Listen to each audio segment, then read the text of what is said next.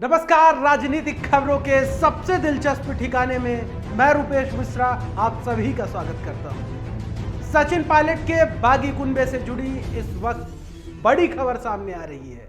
कहा जा रहा है कि पायलट कैंप के सबसे करीबी विश्वेंद्र सिंह और रमेश मीणा आलाकमान के संपर्क में है और खास बात यह है कि पायलट कैंप के इन दो नेताओं ने आलाकमान को एक तथ्यात्मक रिपोर्ट सौंपी है।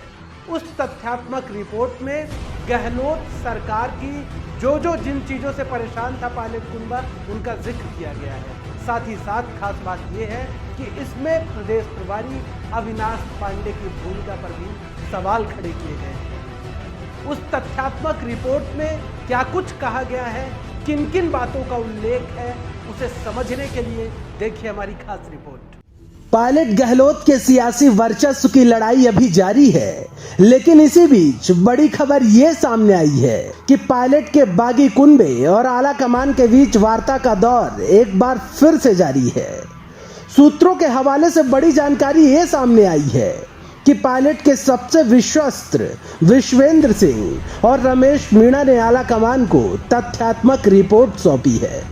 पायलट कुनबे के दोनों नेताओं ने रिपोर्ट में इस बात का उल्लेख किया है कि उन्होंने विपक्ष में रहते हुए तत्कालीन कांग्रेस अध्यक्ष राहुल गांधी की अपने अपने क्षेत्रों में बड़ी रैली कराई थी।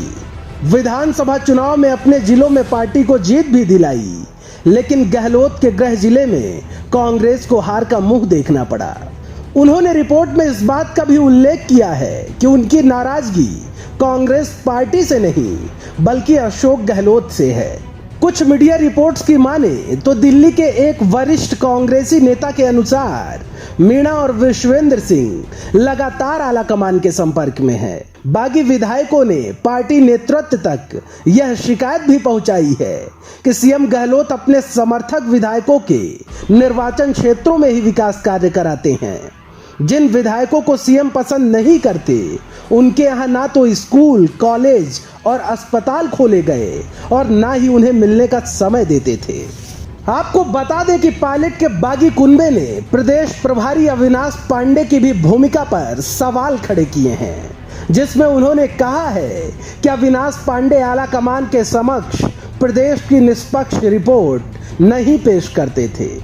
जिसके पलटवार में अविनाश पांडे ने द फैक्ट इंडिया से खास बातचीत में कहा कि यदि मैं उनकी शिकायत पर गौर नहीं करता था तो मेरे ऊपर भी पार्टी में लोग हैं। मेरी शिकायत संगठन महासचिव वेणुगोपाल से करनी चाहिए। सर, पायलट कैंप के कुछ विधायकों ने यह भी कहा कि प्रदेश प्रभारी अविनाश पांडे यानी आपके पास शिकायत की गई, लेकिन जो रिपोर्ट है वो सही तरीके से आलाकमान के समक्ष नहीं पहुंचाई गई। उनकी शिकायत ये भी है। तो उनको मुझसे ऊपर में कांग्रेस अध्यक्ष हैं, कांग्रेस के पूर्व अध्यक्ष हैं, वेणुगोपाल जी हैं, तो मेरी शिकायत तो उनके पास करनी चाहिए थी ना। उसके लिए फिर शिकायतों का निवारण जहाँ हो सकता है, अगर मुझसे कोई गलती हुई है या मुझसे कोई शिकायत है तो इसके लिए परिवार से कांग्रेस आलाकमान से तो विद्रोह नहीं करना चाहिए। अगर शिकायत है तो शिकायत सुधारने के लिए उचित जगह पर वो शिकायतें दर्ज करानी चाहिए। कुल मिलाकर पायलट का क्या रुख होगा अभी तक स्पष्ट नहीं हो पाया, लेकिन आरोप प्रत्यारोप का दौर भी थमने का नाम नहीं ले रहा है। लिहाजा ऐसे वक्त में ये देखना होगा कि पायलट गहलोत के बीच सुलह का रास्ता निकल पाता है या फिर हालात अभी जस के तस ही बने रहते हैं। Bureau report, the fact India. तो देखिए आपने हमारी खास रिपोर्ट कि किस तरीके से सचिन पायलट कैंप के करीबी जो दो विधायक हैं, रमेश मीणा और विश्वेंद्र सिंह, उन्होंने आलाकमान को एक तथ्यात्मक रिपोर्ट भेजी, जिसमें उन्होंने कहा है कि जो अशोक गहलोत है वो पक्षपातपूर्ण रवैया पायलट कैंप के विधायकों के प्रति रखते थे, लिहाजा वो इससे आगे जा गए। खैर, अब देखना होगा कि आलाकमान इस पूरे प्रकरण पर बीच का रास्ता क्या किया करता है। नमस्कार।